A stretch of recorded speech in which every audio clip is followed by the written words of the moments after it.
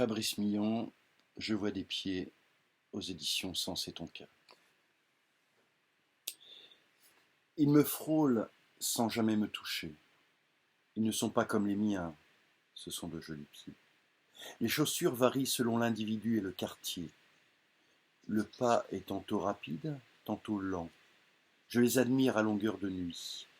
C'est un passe-temps comme un autre, ça m'occupe, car je n'ai plus matière à rêver. La plupart du temps, la tête qui contrôle ses pieds ne me voit pas. Je suis là, parmi eux, mais ils m'ignorent. Une feinte peut-être.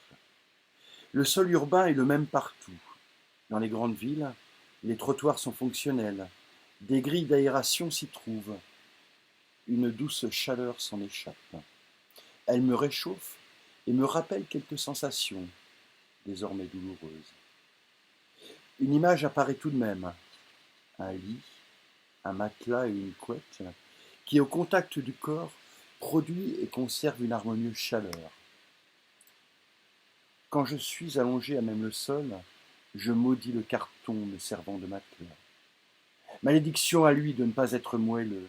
Malédiction à lui de sentir la chaude crasse de la rue. On ne le sait pas, mais chaque rue a un stock de cartons à disposition de celui qui souhaite roupiller.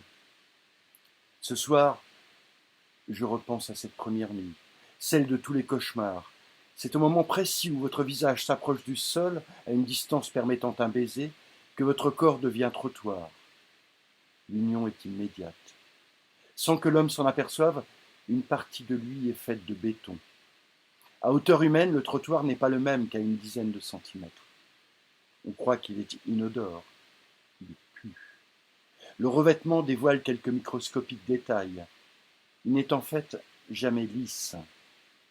Parfois granuleux ou crevassé, d'autres fois symétriquement fendu, souvent parsemé d'un caoutchouc noirâtre, de mégots ou de déchets canins.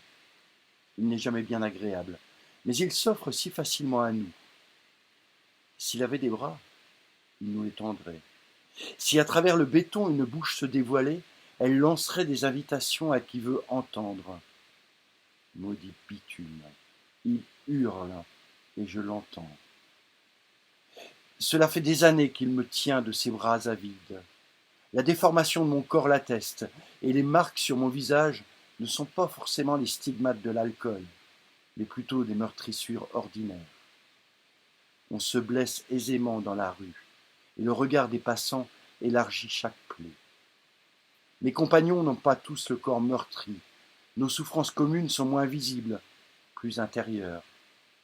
D'ailleurs, ils parlent peu de leurs états d'âme, mais ils ne me trompent pas. Je vois les mêmes ravages sur leur visage.